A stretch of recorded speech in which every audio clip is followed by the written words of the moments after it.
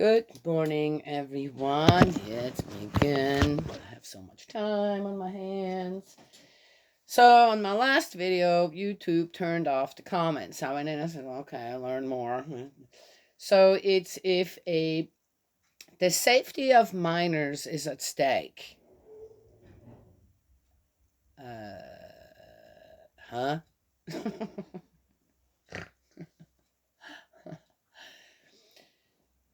It's interesting to me on how saw them going, no, you're not interested in the safety of minors. You're interested in, you know, people out there who are working with children can continue to bully them, or rather, continue to support bullies. Well, anyway, so it was like one of those. Okay, so not only that, but it was one of those. I have how many subscribers? 13. Used to have 14, but obviously someone didn't like what I. Okay. Then I have a few views. They hardly ever reach 20, so. It's like one of those, really, you felt it necessary with my, I don't know how many videos out there on my channel with no comments, no likes, no this snap, but you need to turn the comments off on this one. So, whoa, you're really paying attention to me, right? Which is kind of an honor. But in a way, YouTube's trying to bully me. All right. Bully me for saying the truth. Bully me for actually standing up for the children in this world. Bully me for asking for a change so that everyone has an equal opportunity. Oh, okay, gotcha. Yeah. Oh, and then, of course, thank you, YouTube, that I can make my videos and share it to your channel since Facebook kind of. All right, can't make them there, really. I guess I could now. I have 140 some followers, not followers, but friends, which I'm not really interested in getting more of them. I've seen some. I have some. I'm friends with some people. They have over 4,000 friends, and they put posts on, and there's one that likes it, two that likes it, a comment here and there, right? I do much better than them. Oh, and by the way, they're really famous people. Oh, okay, famous people, much more acknowledged than I am. Oh man, Daniela, I can't help it. Okay, I mean, in a way, I said, what could I do to stick it to YouTube? Okay, all right, just say. So I guess YouTube assumes because I'm sitting in my bed here with my blanket around me and I'm hibernating, it's wintertime, not working, this, that I have no experience. Well, I do. I have a very, very wonderful experience of teaching 2 years of fine arts at a private school. Well, that's the only reason I could get hired because I had no education in fine arts at all. What I did find at another place that I worked at the same time, I only taught there twice a week. Uh, I found a college book of fine arts, and I thought, oh, those were 7th and 8th graders. Nobody really wanted to teach them, so it was kind of tough and rough for them to find a teacher. And through another connection, where I was also teaching art to children, Sunday school. Yeah. I was not your typical Sunday school teacher either. I was asked, would you? Sure. Yeah. So I did. And it was really wonderful to see the children that I taught on how many of them, not all of them, many of them really blossomed, right, in that classroom. Mm. Oh, so we started with YouTube bullying me. I took my role as a teacher very seriously. I taught I taught martial arts to children as well, by the way. Yes. Yeah, well, I was, as I said, I always tried to do my best everywhere, and people kind of recognized my best everywhere, and I ended up being the best everywhere. To do my best. I didn't say I was the best. In any case, so in that classroom, it was interesting to get to know all of my students that nobody wanted to teach, by the way. Oh, it was the same thing at, yeah, on Sunday school, 7th and 8th graders. Nobody wants to teach them. I didn't have many problems. Some of the problems that I did have, I addressed them, and then of course they would go and blah blah to the parents, and then the parents would come to me and I'm here to teach Sunday school and I'm here to teach fine arts. I said, I'm not here to raise your child, per se. Or the way I'm doing it is I'm sending it to you because I don't need a child like that in my classroom. And then when they know how to behave and you had to talk with them, then they can come back and then I can help you raise your child with the knowledge that I have to give through the class that I'm teaching. That was my, right? So I had to send some children who just, there was one thing as a teacher that I did not allow in my classroom, and that was bullying. There was, as soon as I would notice, and I was a teacher that noticed everything.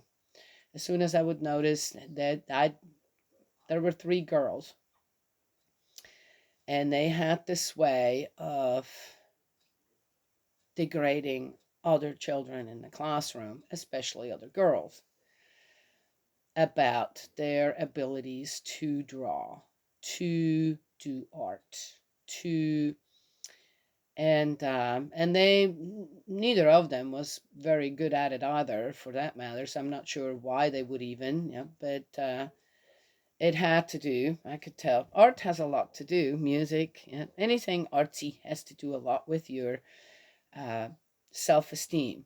You have to have a certain self-esteem. I can do this. I don't have to be a Salvador Dali or a Rembrandt or a Michelangelo, but I can be me, right? You have to have that self-esteem. If within the class there are children who even want to take that away from you, as a teacher, you step in. This is what I did. I said, get up, go to the principal's office. Why would you have to do that? I said, don't question me. Get up, go to the principal's office. There's no room for you in my classroom.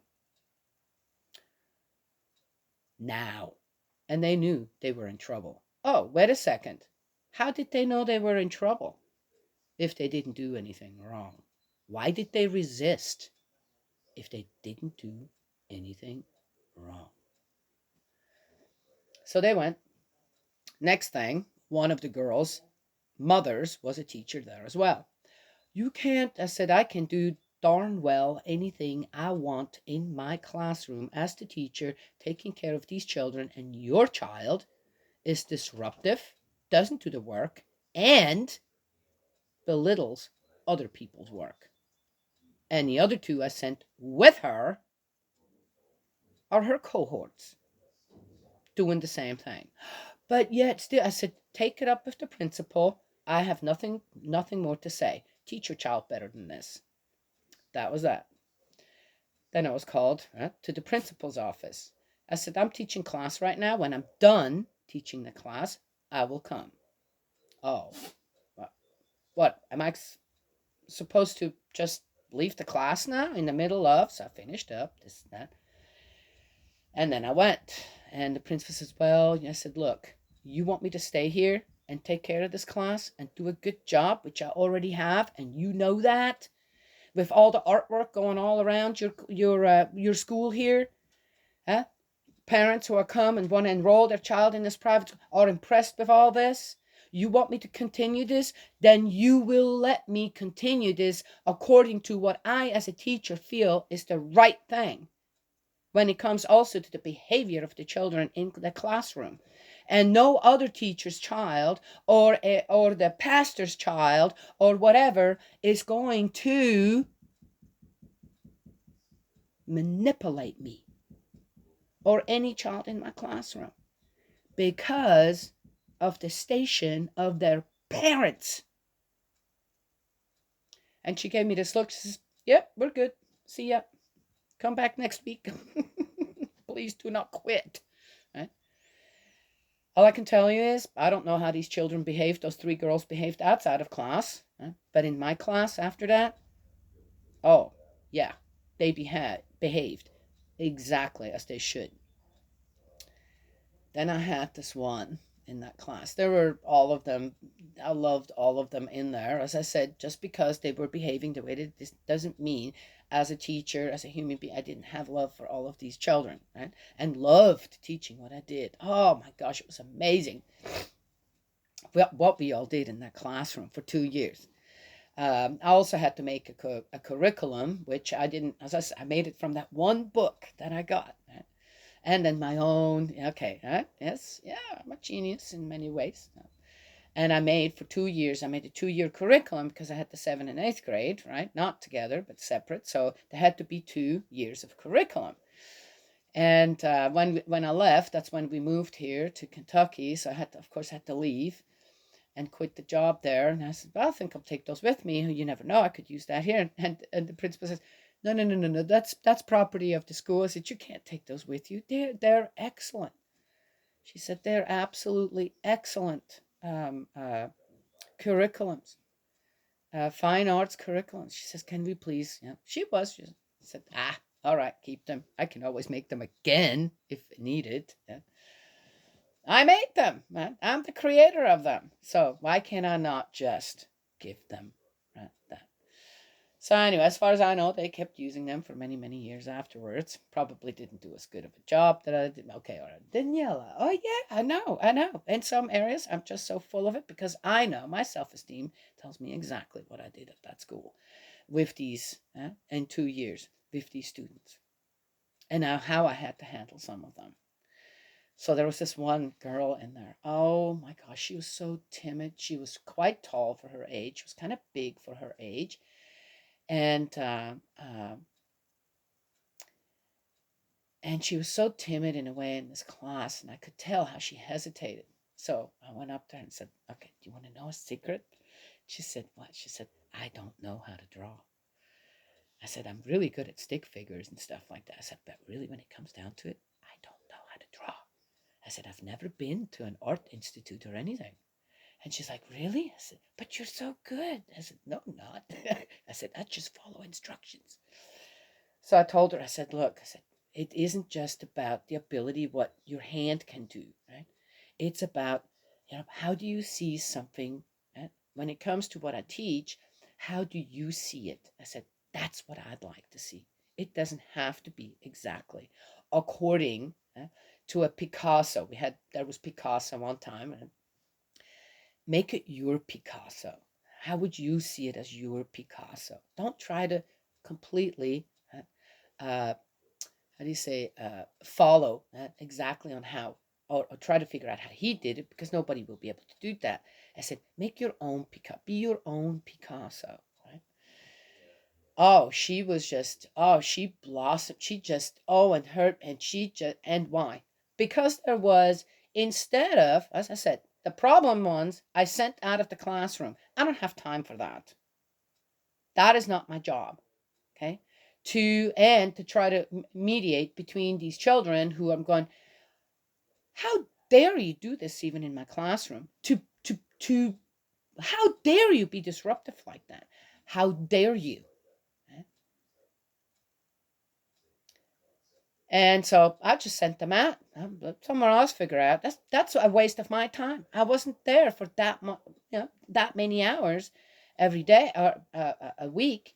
So I needed that to really be able to teach, rather than, right?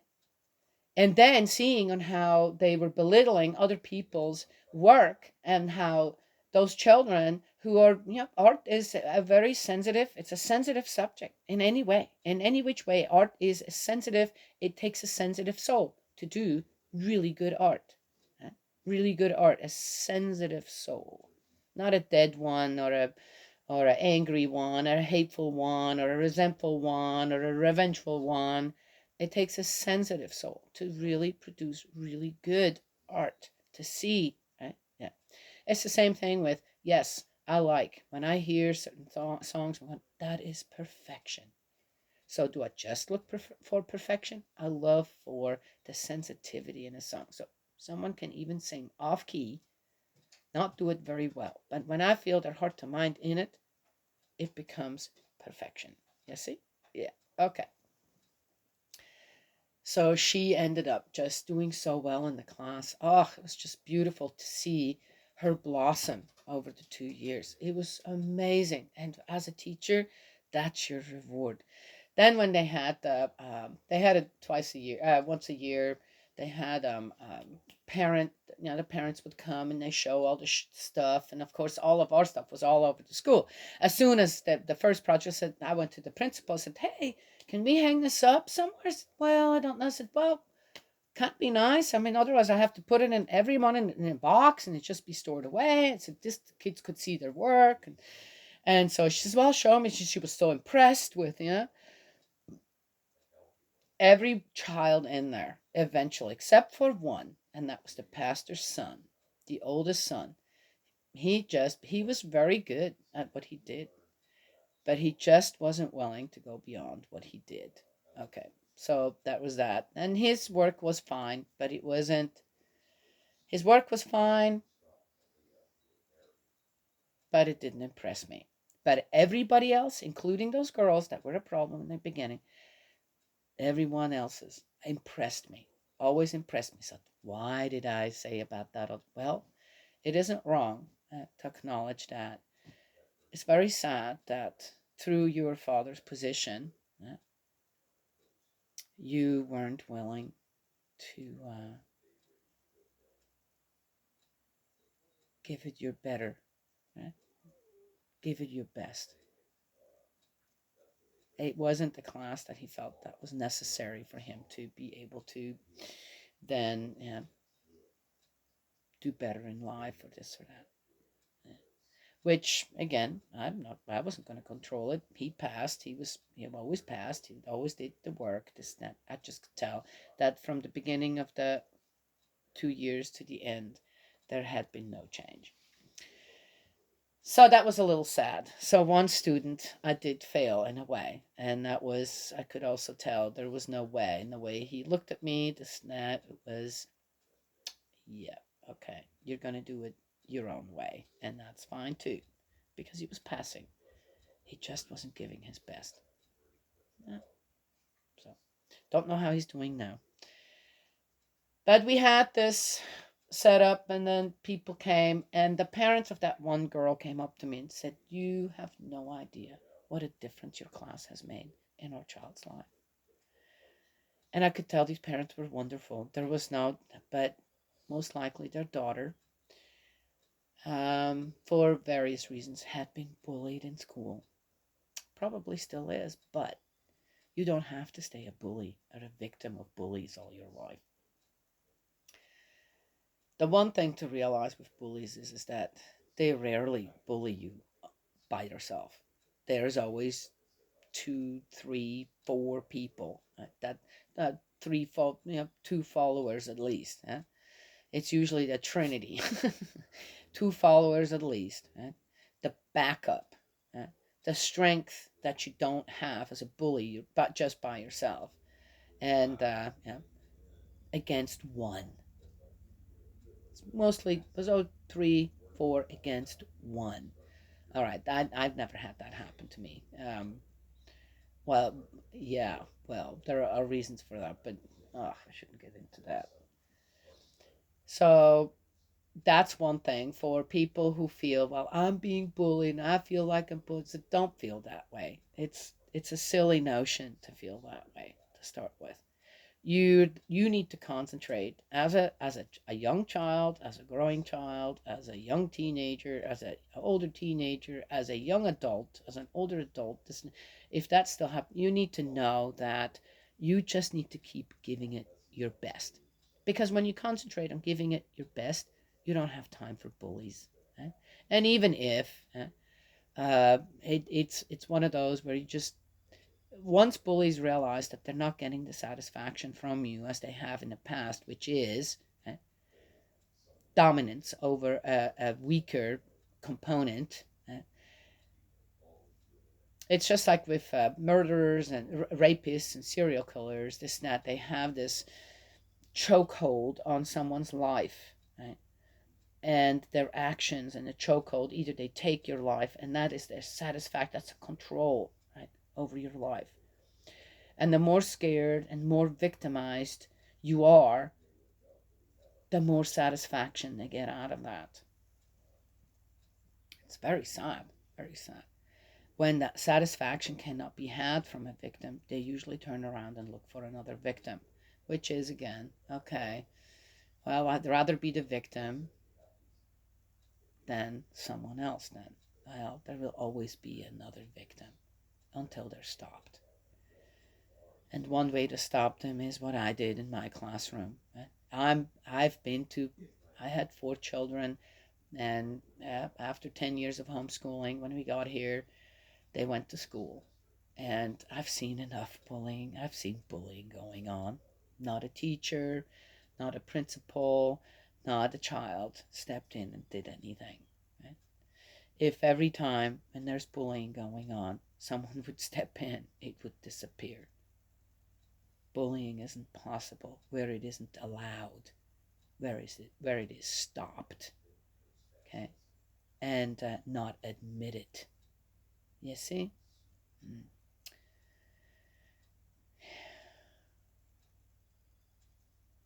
Well, anyway, so I have experience of teaching children uh, in the intellect and in the physical, like the martial arts thing, and it's interesting on how uh, as a teacher, man, you have to make a choice. Man.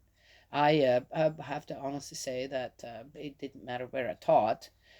There wasn't any authority telling me what to do when I felt that something was wrong and I needed to do something against their rules, and threatening of losing my job, this or that. It's like, well, okay, I'm not going to change I'm going to do my very best here. My very best cannot be done uh, with exemptions to children who need to be properly disciplined by their parents. Uh, Sadly, a lot of that goes on the playground, and no one steps in. I've seen that there too, and that's one of the reasons I saw those 3 girls bullying other girls on the playground, and with not with their fists, this or that. With girls, it's a what you say, right?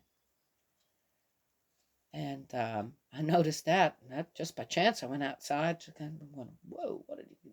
And then, okay, does God guide us sometimes in things like that? Where as an adult we notice, wait a second, what's going on here? Someone should step in, not just step in, but also acknowledges, I don't have time for this. That's what the parents come in. That is where a teacher alerts the parents. Then when you realize that the parents are kind of on the, whoa, you're on the same page, you're good with this, you're good with your child bullying, you're good with that. Your child is more important to you than who they're victimizing. Whoa. See, there's another problem right there. Yes. Mm, yeah. Where my children went to school, this and that. All I can tell you is that um, I seen things. Okay, not. I don't know how. I wasn't teaching in any of these schools. It's just my children went there. I took care of what I needed to take care of, and it was taken care of by the people who needed to as well. So it was all right. But there's too much of that still going on. Way too much. And again, our children have to go to school. So if our children have to go to school, then whoever is in charge of our children, our grandchildren, while they are not at home around their parents, this net, and around other adults, then these adults should at least pay attention when a child is abused by other children. At least do that. And then do not, now you don't take your own action per se, you sent those children, the ones abusing, the bullies, to where they need to be sent, so that you can continue being the best in your classroom for all of them. And then hopefully, when things are taken care of by who actually is in charge of that, which is the principal, a guidance counselor, the parents of these bullies, then when they are rehabilitated per se, they might need to be put in a special needs classroom. Now, bullies should be put in a special needs classroom. Oh, that's a whole other, wow. Yeah, there. Until they are rehabilitated to be among the whole classroom and have mutual respect for all of their classmates. Right? Yes. Yeah. All right, YouTube, you can turn off them comments again for this one too if you want to. Um, you're not helping out there. You're not helping when you're helping criminals. You're not helping. You're not helping at all.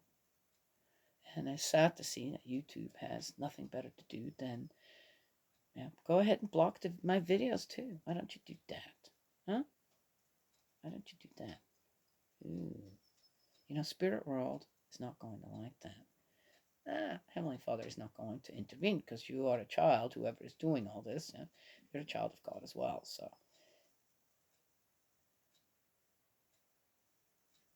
ooh, okay, I better not say more. I don't want anything to happen to anyone. You get to have your way until you realize that there are better ways, and you shouldn't be blocking anyone or silencing anyone that has the better, especially for children in their mind. And not supporting criminals, killing children, abusing children physically, emotionally, psychologically is more. It should be more important to you. It's wrong. It's wrong to do that. And if someone alerts to that, talks about that, the change is needed to save more children from that, then you should be on board. And hopefully someday you will. So yeah, now I'm going to ask Spirit World, do not interfere. Do not interfere. Everyone has to come to the realization to do the right thing, to have a good heart to mind on the side of goodness. Everyone has to come down on their own. Yes, that's your freedom. That's the absolute freedom that you have. I have the freedom to say anything I want on the side of goodness as well. Go ahead and block it. It's still going to get out there anyway. God's love and blessings always. Well, talk to y'all another time.